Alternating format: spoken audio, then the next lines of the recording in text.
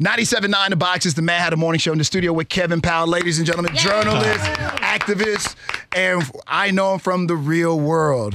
What's that? No, that's what she said. That is really what she said. Well, I know you were on the very, very first season of Real World, Way back right? in the 1800s, you know what I'm I saying? know. It wasn't that long ago. 1992, way back. This true story. Look, man, me and my father, not that we had a tumultuous relationship or anything like that, but, we had one of those awkward father-son relationships.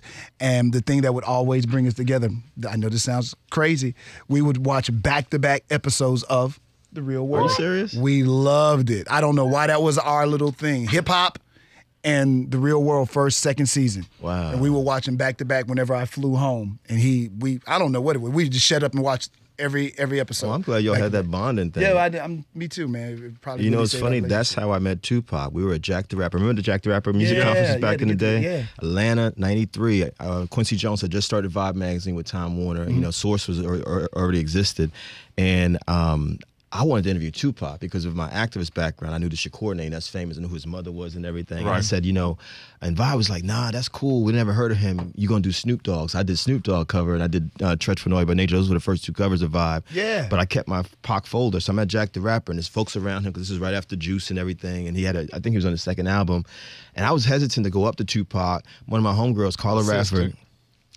She actually did it. She said, yo, Tupac, you need to know Kevin Powell. Pac turned around. He said, yo, I had your back on that MTV show. You my man. So I was a fan of his, and he was a fan of mine. I had your back against them white people. See, he didn't want to say that. But see, I read everything, Mr. Powell. I see. All right, man. All right. Activist number 2 in the studio. He reads closely. Yeah. He does. He I'm really trying does. to bring everybody together, That's okay. brother. That's okay. I mean, no. But that's what because Pac said. That's actually what he said. You are one of my favorite journalists because of Thank you, Tupac. son. Yeah, And, thank you so much. because starting at Real World, I didn't know your career was going to go the way Well, it it did. That's still surprising. It kind of still is I thought you was surprising going to it fall off, really. Honestly. Wow. That's just how people That's think. honest. But you know what? But thank God and my mother, who has an 8th grade education from South Carolina, I've been writing since I was a kid. So, back then, it wasn't like the Kardashians or the Apprentice where you got on a reality show, and you think this is your career. I was a writer. We all had careers. I was already a writer. I was already grinding, man. Like, I wrote the first bio for Usher. I wrote the first bio for TLC. I was just... See, I didn't know that till later. Yes. I was grinding. I mean, because you know how the music industry is. You got to get in where you fit in, and you grinding. And then,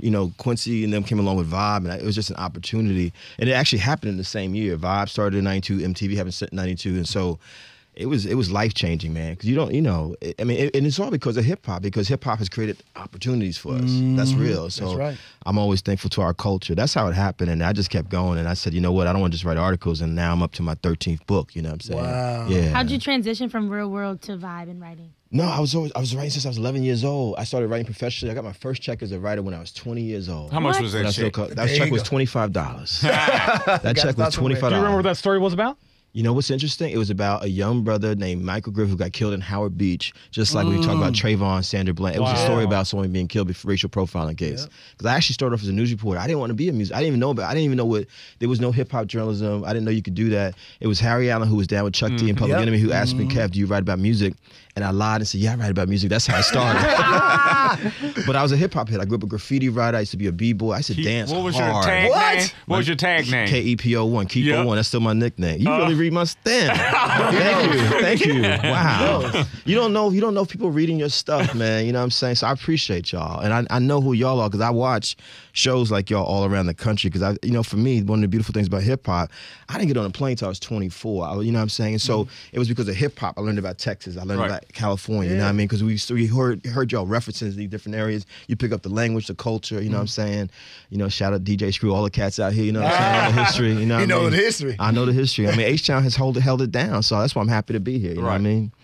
Why'd you go on Real World in the first place? I don't remember that part of your story. You know what? Honestly, because I went to college with Sister Soldier, and I knew what I remember was every time she went on TV, she got speaking gigs. I said, well, maybe I'll get a little check out of this. Maybe someone will invite me to speak somewhere. That's all it was. And it was something to do. I was young, and I needed... You distanced yourself, too. From what I can remember, you kind of distanced yourself on the shows. Like, the show was a great platform, and you used it for what it was. But on most episodes, it was like, Kevin was like...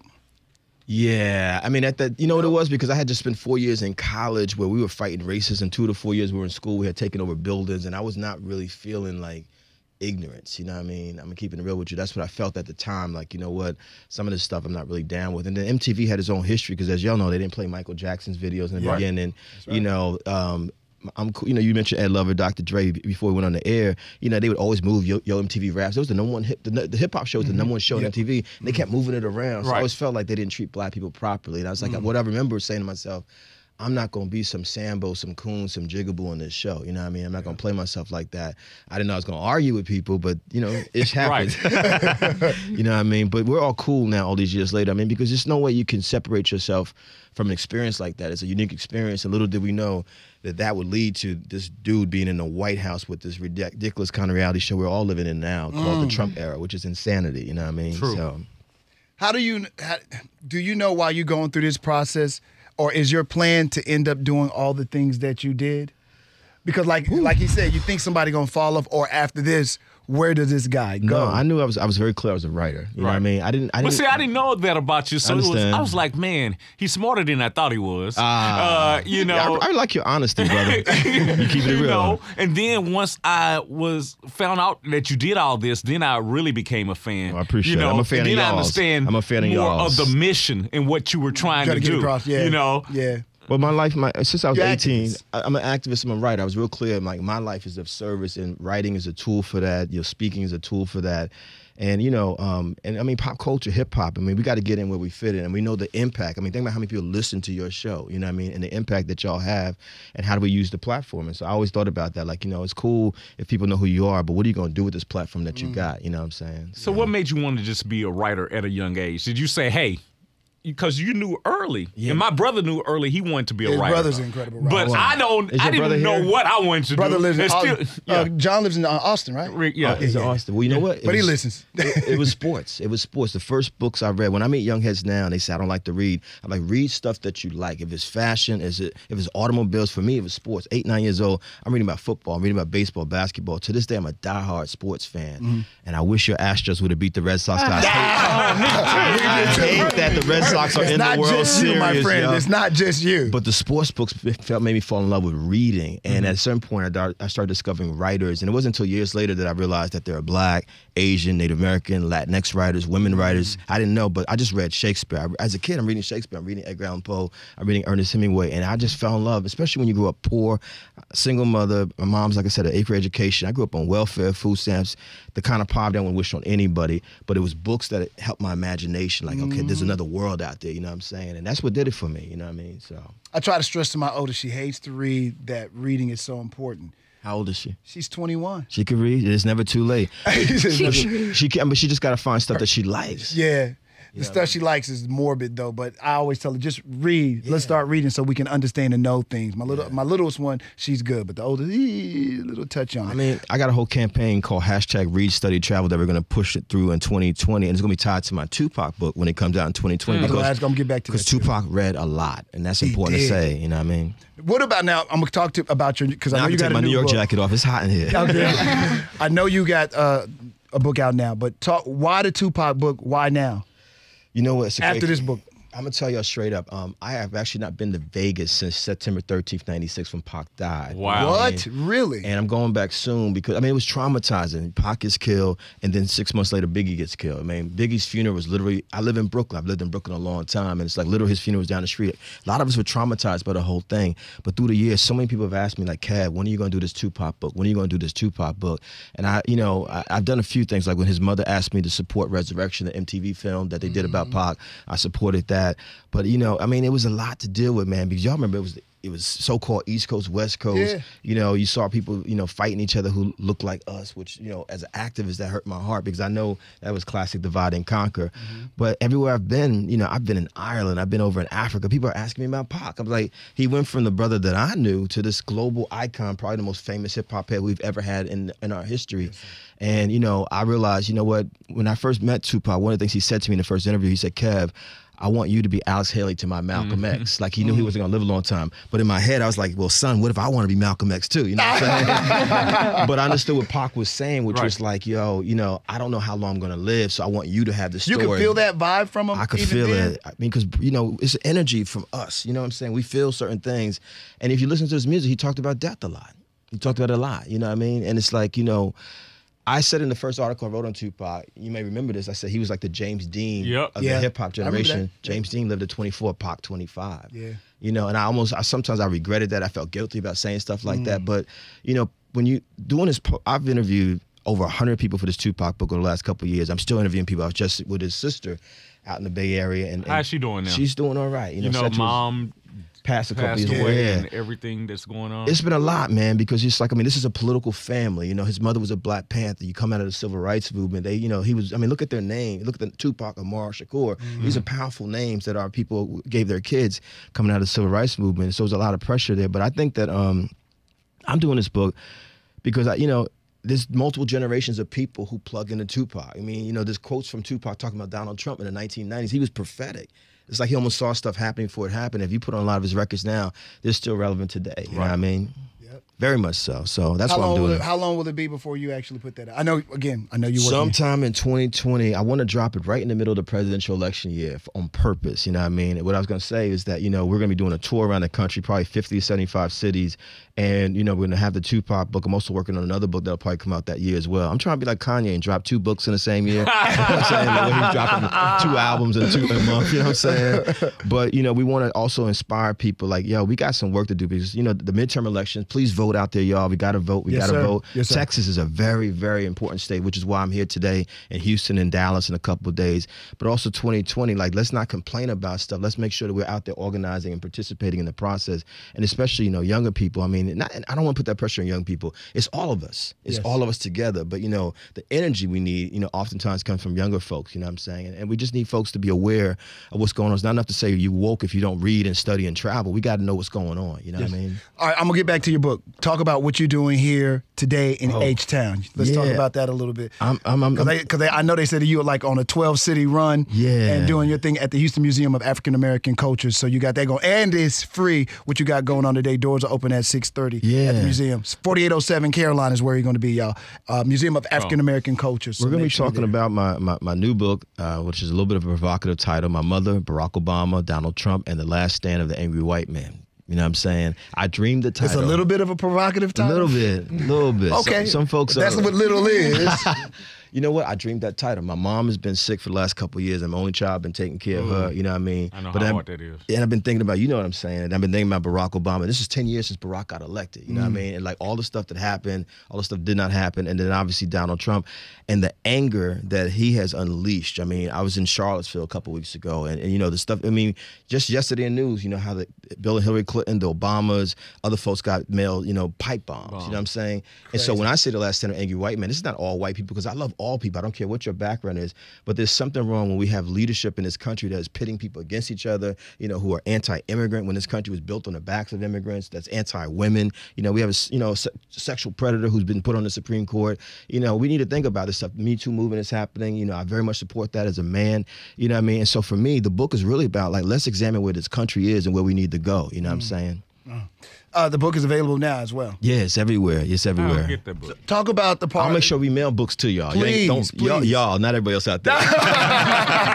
Y'all in here. You know what I'm saying? How deep are you going to go with the part about your mother? Because a lot of people don't know yours. Can you tell just a little bit of your background? I know we've like all over the place. A little bit about who Kevin Powell actually is. Because I know a lot of the MTV and on, but a lot of people don't know, you know. I'm just a brother in America, man. I mean, I feel lucky to be alive, man. Because as you know, I mean, a lot of our brothers don't survive the inner city environment. It's either early deaths, you know, many of us who came through the crack era, y'all know what I'm talking about, or we're in jail, you know what I mean? Or we've in and out of jail. I got friends who, like, it's like their second home, basically, you know.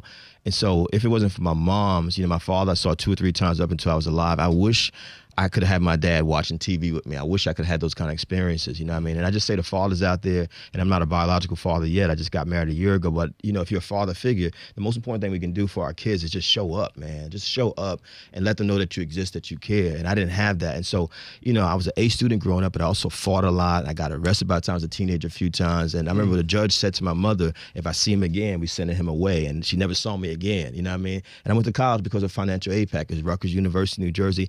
I didn't even know that black colleges existed till I got to college. You know what I mean? Because I just didn't know, because I didn't really know anything about my history. And I say to all people, no matter who you are, you got to know who you are. If you're Latino, Latinx, if you're Asian, if you're Native American, even if you say you're just white, well, are you Italian? Are you Jewish? Are you Polish? Because that gives you the foundation. And growing up, I was very self-hating and self-loathing. My self-esteem was shot. And it wasn't until I got to college and I started learning about myself that I realized. Your self-esteem was shot. Yeah. But how does one person get so much ambition? I mean, you said your mama went to the 8th grade, right? Yeah, my mama. So who were some of the people or who were influencing you that, hey, you know what, you can go a little bit farther than high school? Yeah, because you said that you got self-hate. I can't see how you can have self-hate and still be motivated and make it. You know what I mean? Well, you know what? My mama, shout out to single mothers. Shout out to single mothers. My mother said to this from the time I was 3 or 4 years old, you're going to college, you're going to college, you're going to college. That planted the seed. It was my mother who took me to the library when I was 8 years old. You know what I'm saying? It's my mother who said you got to have good grades. My mother couldn't even help me with my schoolwork after I was in the 5th or 6th grade, but it was in me that I got to keep going. When I got to high school, it was me that said, okay, here, Mom, here's the application just signed by the ex. And so she planted those seeds. Y'all know when you come from the dirty South, where my mother did, South Carolina, and you hear these stories of people picking cotton and the racism she had to deal with and the sexism as a woman and the classism as a poor person, that has an impact on you. You know what I mean? And you don't want to, I didn't want to be poor for the rest of my life. I knew that we deserved something better. I didn't know what it was, but I was like, there's got to be something better for me out there. And then once I got to college, my imagination, like I said, it just exploded, man. I was like, oh, there's a whole world here. And when I got on a plane for the first time, man, I remember I was scared. You know what I'm saying? And I'm 24 years, half my life ago, 24 years old, and I've now been to all 50 states and 5 to 7 continents. Wow. And that's because, you know, my mom planted that seed, like keep learning, keep doing no matter what. And I didn't have no support system. A lot of us don't have no support system. There was no mentor, there was no coach, there was nothing. I played sports, but it's my mom's. And I got to say that again. Shout out to mothers out there, especially determination. Yeah, for her So son. she's the reason you turned your life around, like after you were arrested and all that stuff? Well, she also said to me, I don't know if you're going to make it, boy. That has an effect on you, too. You know what I mean? And, you know what I mean? I struggle. I mean, like a lot of males, you struggle with what is a man, you know, which is one of the books I've done was called, a few years ago, called The Black Male Handbook. I'm working on another book for all men of all backgrounds because I see a lot of confusion about what manhood is. I thought it was violence, you know what I mean? I thought it was ego. I thought it was like, you know, us beefing with each other. And that's not what it is, man. It's got to be the kind of love, honestly, that I felt when I walked into this space. That's what it should be, where, you know, any expression of manhood, you know, is... Yeah, but we're not taught that, Kevin. No, we're Let's not. just be honest. No. We, like you said, we're taught that, you know, man fight, man hammer. Eat meat. You know, we don't, yeah, for real. We don't You're get right. emotional with our kids. I mean, I come from a house that was not emotional, and I had to learn that because I got 2 girls, and they need hugs, bro. They need them, and they need them regularly and hourly. Let me tell you something. You said when I went to college, that first 2 weeks I met Sister Soldier. She was known as Lisa Williamson back then. She tried to hug me. I realized I had never been hugged properly before. Like, I recoiled. Like, I didn't know how to hug. That's right. Let me bring it back to Tupac. The thing that I would say is, like, you know, there's a lot of things people can criticize Pac for because he was all over the place. His brother was a Gemini, so there was a lot going on. But you can't deny that he expressed every emotion. You knew what he was feeling. And I say to men, look at that example. Even when he was charged with that sexual assault case, one of the things he said in that prison interview, he maintained to the end, I didn't do that to that young lady, but he said, what I'm guilty of is not stopping the other dudes from disrespecting that young lady. That takes a different kind of man. He was only 22, 23 when he said that. That's what we need to get to, and that's what women are saying with Me Too, which was started by a black woman, Tarana Burke. Hey, y'all need to think about it because it's not okay to disrespect women, you know, in any form or fashion. And that's what I've evolved into because I feel the same way. Kevin, I have to ask this. Since you mentioned the Me Too, we see that Bill Cosby is one of the few of the men that they made all these claims against to go to jail. Yeah.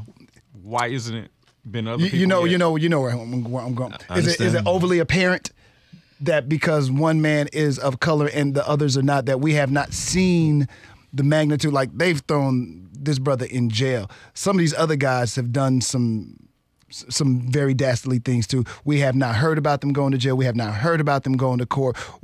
I feel like their cases will all be dismissed and will go quietly away. Well, let me say this as a man in general, that it is not acceptable for any of us to disrespect, violate women in any form. Yes, I don't support that. I support women as our equals, as our equals, as our equals. Yes, but I will say also, you're right, racism is alive and well. Harvey Weinstein, Roman Polanski, Matt Lauer, Charlie Rose. You know, we can go through a whole list. Most of the folks have been white males. Yes, sir. And so you do ask the question, because of racism in this country, where's the prosecution of these gentlemen at? You know what I mean? And so oftentimes what happens is that black men become the poster boys for the bad behavior, as if the white men don't do the same thing, you know? So I think it's not either or, but it's both, because unfortunately I do know women who are survivors and have been accusers of Bill Cosby, just like I know women who accused Harvey Weinstein. They actually live in New York. I know them, you know what I mean? But you're right. I think that at times racism rears its ugly head, and so one person is put away, and then you're wondering, like, well, what's Weinstein what's going to happen to him? Because he has an equally long track record here, you know what I mean? And so, you know, but I just think that it becomes a difficult thing, because we don't want to dismiss, you know, bad behavior no matter who does it. Yes, sir. But you do need to say this is clearly a pattern of black men being blamed for stuff, Right. and we're penalizing the way that white men can get away with it because of white male privilege. Let's call it what it is. How long do you think we will be before we will see change, like in even the jail system? You know, we see, you know, the disproportionate number of blacks. I just threw that out there, but I'm just curious because you're on the front line of a lot of the things that happen. I want to bring it back to a great question, and these are great questions, organizing and voting. Like, I live in Brooklyn, New York. Very quietly, we got the biggest black community in America, over 1 million black folks in Brooklyn, you know, 3 million people. We'd be the fourth biggest city, but you go to the court system any day, Monday through Friday, black and Latino bodies. And judges who don't look like us, and it comes back to voting and organizing, most of us are getting sent to jail by people who don't even live in our communities. You know what I'm saying? And so we think about that. So I bet you people listen to this show got family members in H-Town who are in the prison, caught up in the prison industrial complex. But how many of us actually organize in our communities, actually vote on a regular basis? And then you wonder why we're just giving these stiff penalties. You know, you say, well, if you just take these 5 years, you just take these 10 years. We don't even know, a lot of us don't even know our basic rights. So it comes back to being educated, man. It's like you don't know, they can do anything to you. It is really what Michelle Alexander said in the book, The New Jim Crow. Y'all should read that book. Oh, yeah, I heard that's a good book. Modern day slavery. That's what it becomes. And then one of my homeboys, I was just in the West Coast, he's from LBC, Long Beach. He said his cousin was shipped from California, Mississippi to Arizona, now back to California. How was he shipped? Private prisons. Yeah. You know what I mean? So you're being treated as free labor. For-profit business. For-profit. Right. Thank you, Brother Cooper. And so we need to understand that stuff. And think about all those states where if you got a record and you come out of jail, you serve your time, you still can't even vote. Yeah. That's not just, you know what I mean? And so think about all the black males and black women and Latino males, Latino females, because we make up the majority of the prison system who are stripped of their basic right to vote. And so as long as we're on the sidelines, not participating, this is why it never changes. But a lot of people feel like, and it's sad when you hear, my vote don't count. It does count. It does count. It does count. How can we convince people who don't think that they should vote, they can't vote, not register to vote? Because this is a mission that we've been on for years. I'm going to put it to you like this. People are in shock about Donald Trump being the president. Well, guess what? Them folks that support Trump vote consistently. They're organized consistently in places like Texas, all around the country. Yes, sir. Whereas we only get excited if it's Beto O'Rourke or Barack Obama, some sort of personality. I'm like, it's got to become part of our value system. Right. Just like we on these droids, the iPhones on a regular basis, tweeting, all this stuff, hygiene and everything like that. Like, you got to know what's going on, man. And it's like it does affect everything, because when you don't vote, it determines what resources come to your school, to your community. When you don't vote, it determines what judges get there who send your cousin, your brother, your mama, somebody to jail. Yes, you know what I mean? And so we got to think about it in a whole fashion. And I'm saying to y'all out there, it's like there are people in place who, and I've run for office, there are people who don't want y'all to vote. When I was I ran for Congress in Brooklyn. 3 times. Twice. Well, 3 times. You're right. Yeah, 3 times. And you know what the number one thing they said to me, people who were supposed to be consultants, they said, don't even worry about don't worry about poor people. Of course I'm worried about poor people. I come from poverty. Mm-hmm. Don't worry about young people. I was like, of course I'm worried about young people because I love young people. They actually said, don't worry about the people who don't vote. That's what was said to me by so-called consultants. Meanwhile, I'm talking to everybody. So I'm saying to y'all, there are people out there who really believe that that we don't care, and then they can do anything they want with our communities. And that should not be acceptable to us. Will you run again? I gotta ask my wife. My wife's she's somewhere saying, "Good answer, baby.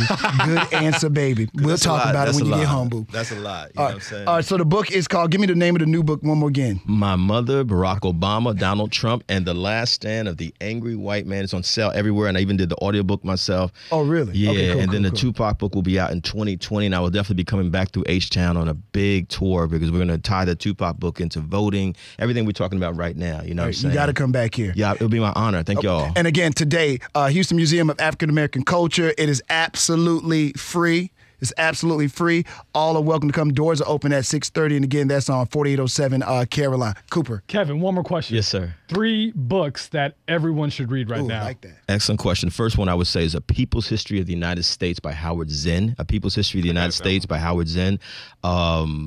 Sisters of the Yam by Bell Hooks. Sisters of the Yam by Bell Hooks, because I want people to understand why Me Too exists. And then number 3, wow, honestly, my favorite book ever, The Autobiography of Malcolm X. You know what I mean? No matter what your background, I think everyone should read that book because it's really about America. You know what I'm saying? And if I can just add this one thing, like I have hope in spite of everything. I had a brother hit me up on social media this morning, like, why do you care, Kevin? Like, I wouldn't be here if I didn't have hope. And so I just want us to, no matter how bad things look right now, we got to have hope.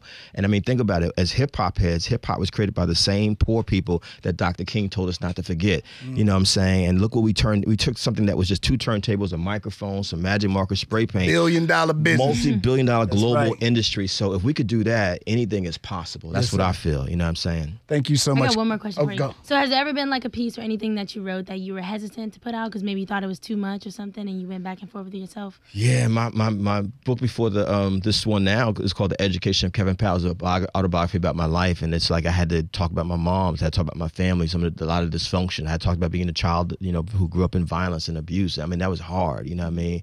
But I feel like you don't heal as a people, as a community, if you're not honest about where you are. And so, I felt after I finished the book, I felt empowered, and I knew I couldn't do that book, The Education of Kevin Powell, and then tackle. I couldn't go to the Tupac book because I got to deal with all his dysfunctions and demons and stuff like that, as well as his genius, without doing that book first. You know what I mean? So I just say to people, be honest about who you are. You know what I mean? Because we got enough folks out there living lies, and one of them is called the President of the United States. Real talk. You know what I'm saying? If Tupac was here, where do you think his career would have went? It's a great question. I was blessed this year to do 2 cover stories for British GQ. One was on Michael B. Jordan, Black Panther, in February. I heard that reaction. Michael's a dope brother, too. And the other one's just now. She think he fine. She ain't thinking about what you're saying, but she on something I'm totally talking about him different. as an actor. Thank you. And then and then the new one is on, y'all can go online on British GQ on the website, and the new one's on Chadwick Boseman because they just voted him International Man of the Year. I actually said to myself, Tupac would have been Black Panther. You know what I mean? I actually think he was a greater actor than rapper. He never really reached his potential. And when I keep talking, I've interviewed a lot of people who went to that high school with him in Baltimore that he and Jada Pinkett went to. Everyone kept talking about his greatness as an actor. And you saw it in Juice. You know what I mean? You did. You know what I mean? I just feel like he never reached his potential because y'all know he got in trouble a lot and he got kicked out from movie sets and stuff like that.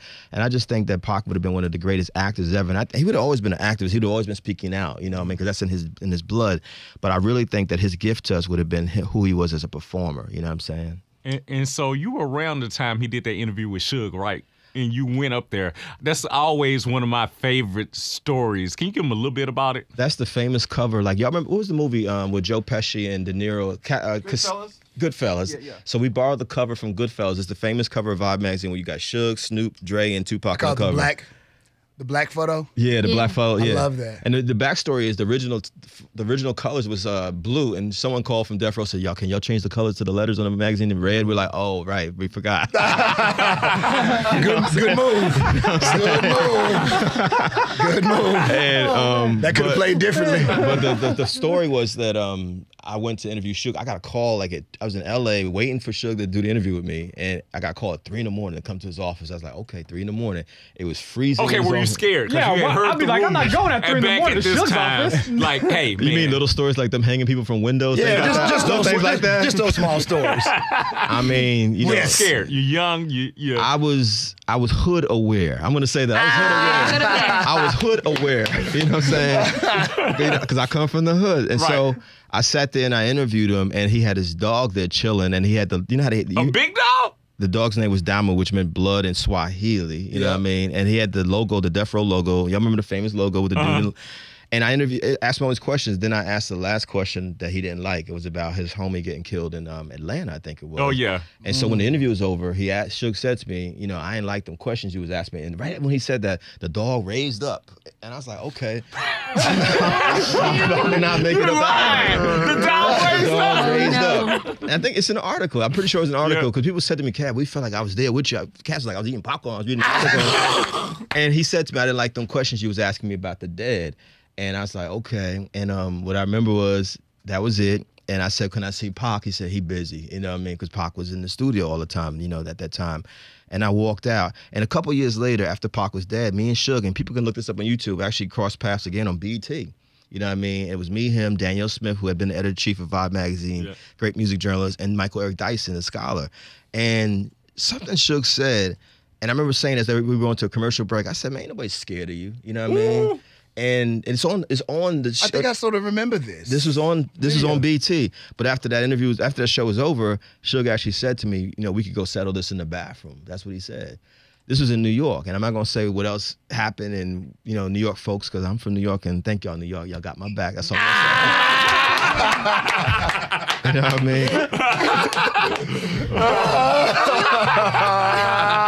mean? You never quite leave the ghetto. It's always in your back pocket. That's what I would say. But it's just, that's part of the reason why it took me a long time to get to doing a Tupac, because you have to revisit all this stuff. Okay, since you're from New York, me and Hatter went to New York to see Tupac. Well, it was at the Source Awards. He came out, he did this song called I Don't Bail or something. Yeah. Or something. He dissed New York. I'm like, this fool is crazy. He from New York, too. I know. That was crazy to me, to diss New York and you from New York. I was like, he's going to get killed. I thought he was going to get killed then. Wow. I mean, you know, and it's like, man, there's so much stuff. Like, I remember after I interviewed Suge, what I just described to y'all, me and Pac talked on the phone. We were both in L.A., but for whatever reason, I couldn't see him in person at the time. So the last time I actually saw him alive, when I think about it, was in prison, when I did the prison interview with him. But in that phone interview, I said, Pac, man, you know, why can't you and Biggie just sit down? Y'all was homies. And he said to me famously, green M&Ms and yellow M&Ms don't come together.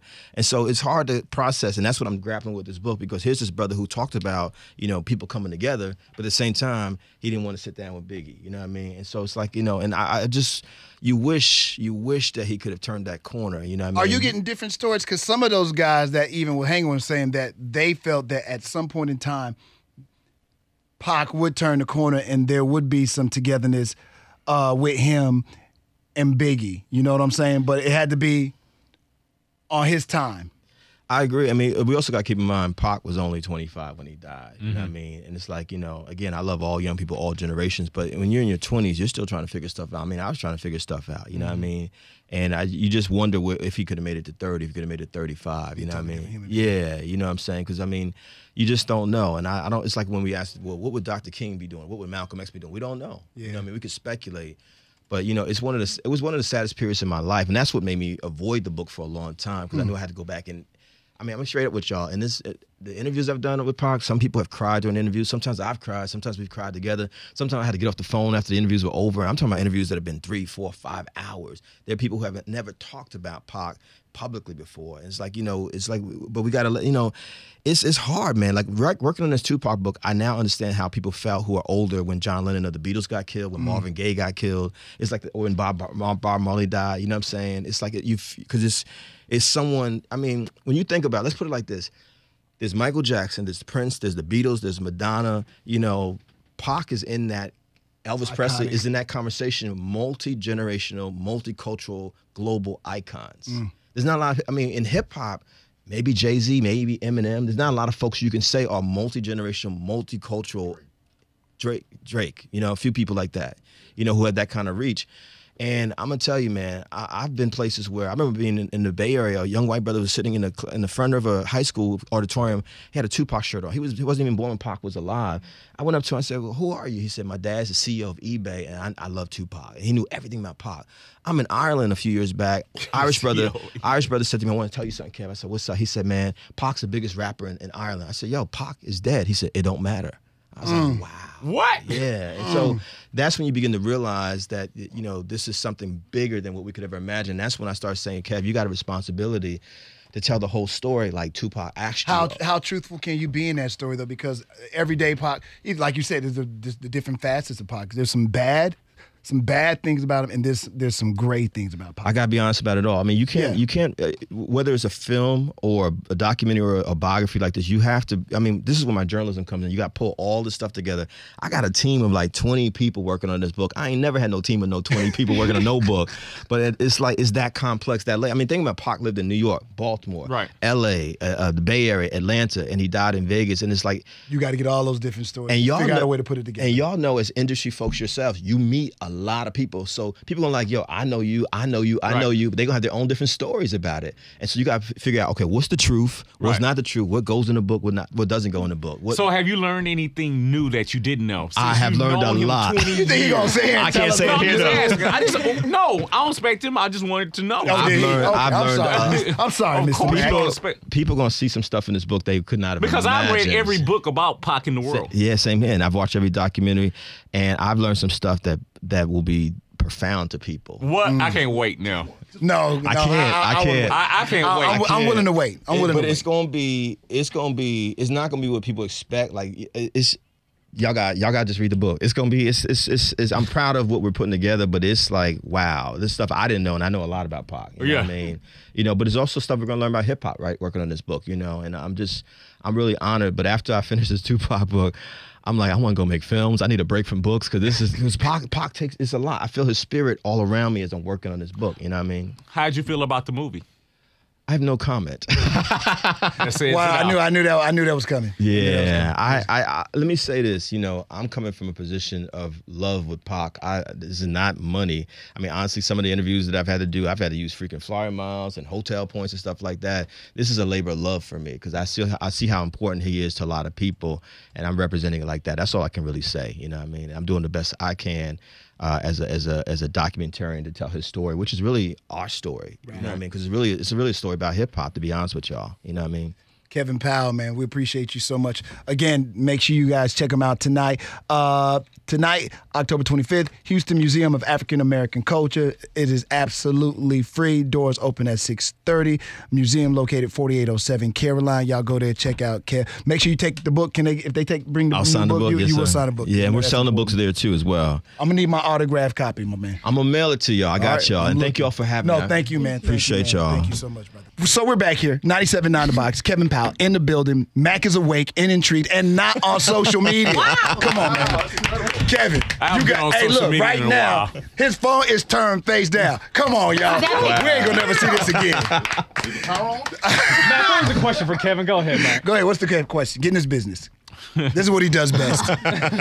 No, I was just sitting here thinking. And, I was wondering. Yes, sir. Why haven't you ever got married?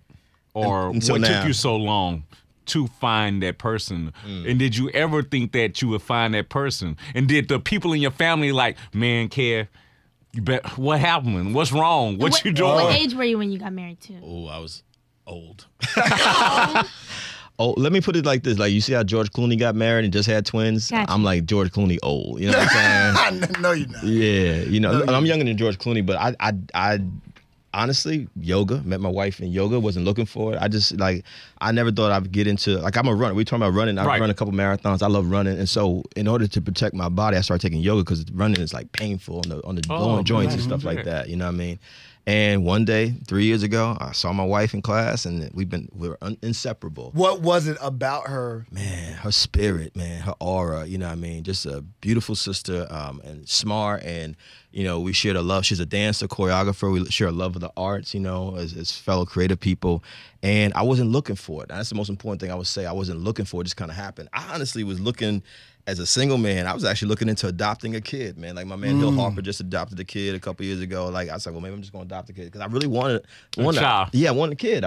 But I had so many bad relationships, and sometimes I was the bad one. Sometimes she was the bad one. Okay. Right. Oh no, I'll take my ownership for my issues, and then I honestly believe because my mom and daddy wasn't together, that had an effect on me. You know what I mean? Because I didn't really see a lot of healthy relationships around me, and then a lot of my homies. One of my friends, he's on his third marriage, man. It's just like, and man, every one of them has been bad. And I was like, well, I don't want to do that. You know what I'm saying? Right. So, and no judgment because things happen. Let me ask you now, do you think it's because the way he grew up, his family, his background, as to why he's been not able to get it right, so to speak? Nah, he just smoked too much weed, man. I thought he was getting ready to say something deep. That fool say he just smoked too much weed. Sometimes it's just dope.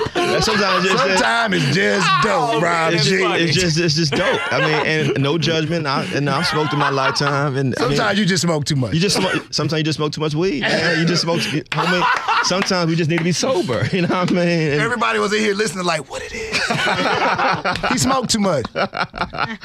And and I think, man, if you don't really know yourself, you're gonna make bad choices in relationships. And I've made a lot of bad choices, man. So is it better to wait later or? It depends. I know people got married in 1920. They got great marriages, man. I know people got married in their 40s and 50s and they miserable. It just really depends. I just got lucky, man. And my wife, her name is Jenna Parker, and she's just an amazing human being. And I feel blessed, man. You know what I mean? And we also kept it on the low. I didn't announce that we was together until the day we got married. And all the people was like, what? People were in shock. Why? Because I wanted it to be private, man. And, right. Being out there in the public eyes, y'all been talking about people. I mean, y'all know people all up in your joint, man. And sometimes think about how Jay-Z and Beyonce for years never really confirmed their relationship. And then they just got married. You know what I mean? Right. I said, well, we're going to be like a low budget Jay-Z and Beyonce. You know what I'm saying? That's how we going to do it. You know what I mean? Shout out to Bay, Houston, H-Town. You know what I'm saying? So. Well, good luck to you. Y'all have any kids yet? No, but we want to do one. We want to do one and done. I mean, at my age, I can't be chasing around a whole bunch of kids. That's why you got to keep on doing that yoga, baby. I want a daughter. I want her to be a sports-loving, hardcore. Why a daughter? Most men seem like they always want a little boy because they feel like somebody has to carry on the name. Well, she or he gonna have both our last names. We already agreed to that. You know what I'm saying? Okay. And no matter whatever the kid's how you gonna tell your baby what your baby gonna have before the baby get here? We got it planned out, me and my wife. And you sound like this dude over here. And I already said to my wife, the kid gonna be a sports. My wife ain't a sportsman, but I'm a diehard. It's like the kid gonna be watching sports all the time. You know what I'm saying? So, and like I said, shout out to actually, you know what? I do want to shout out DeAndre Hopkins' mama, Sabrina Greenlee. She and I have been talking. I don't know if y'all know her story, man. She's a survivor of domestic violence. Yeah. Mm-hmm. Had lye thrown in her face. She's blind, but she's a powerful woman. And shout out to the Texans and my man D Hopkins, all pro. I want to say that publicly. And also, shout out to Chris Paul. Hope he come back, man. Soon. Chris gonna be all right. You know what I mean? Chris gonna be all right. And I need your Astros to come on back, man, because I was counting on y'all, man. Take them Red Sox out. We there next year. Yeah, man. But H-Town, you know what? The last time I was really in H-Town for a significant amount of time was when Hurricane Katrina happened back in 05, 06. And, just much respect to Houston, man. Y'all been through a lot, and it's good to be in a city of champions. I just need to say that, you know what I mean? Thank you, Kevin. Much respect to y'all. Thank you, man. Thank you. We just started running. And you talked about running a marathon. Yes, sir. So how do you prepare for a marathon for us? Now, I can barely run 3 miles. You start slow. You start there.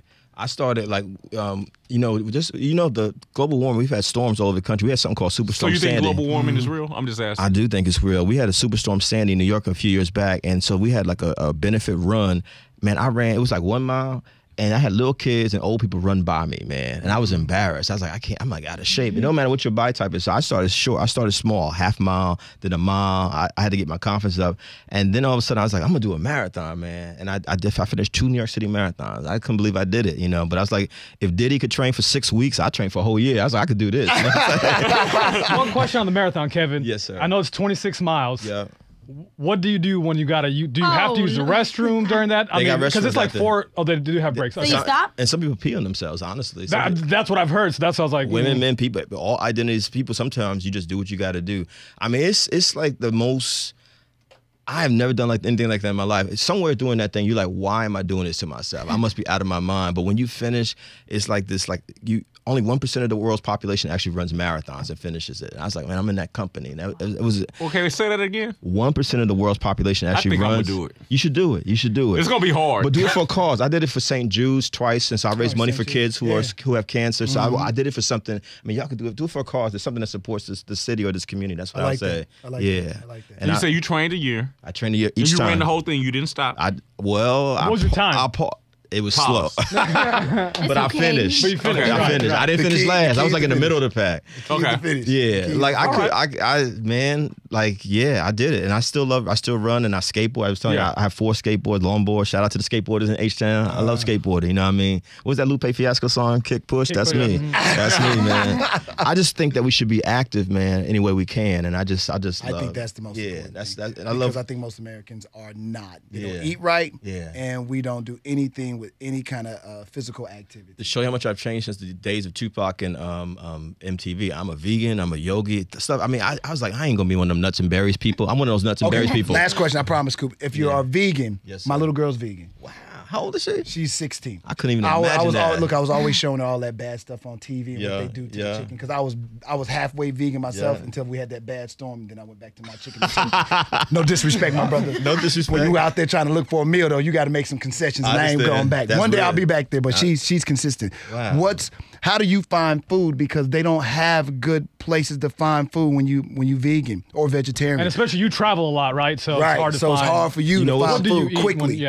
What I do is I get on social media, IG, Facebook, whatever. I say, yo, Houston, yo, Dallas, where are the vegan places in your city? People hit me up. There's a place called Green Vegan here. Green Seed. Green, what is it called? Green Seed. I'll be there at 11 a.m. today. You know what I'm saying? So I go and find places. And then like if it's somewhere rural, I just got to go get some vegetables and some fruits, man. It's hard on the road, you know what I mean? But it's like, people know when I'm coming, like Kev, I'm hardcore too. I've been a vegan for about 12, 13 years. So how you getting your proteins in and beans, getting that balance tofu, and all that? a lot of nuts, mixture of stuff. I do a lot of protein drinks. I'm big on green juice and stuff like that. I'm like, I can't believe I grew up on McDonald's, Kentucky Fried Chicken, soda, pig's feet, all of that. But then you learn that all that stuff is killing us. Yeah, and no judgment. What I said, I don't judge people, but people ask me. I don't go on other people's social media pages, but they know on my page. You come to Kevin Powell in Brooklyn on Facebook or Instagram. I'm constantly posting stuff about health and wellness. That's part of my activism now. Yeah. So that's what it is. You know what I mean? Kevin Powell, y'all. Thank you so much. Appreciate y'all. Oh man.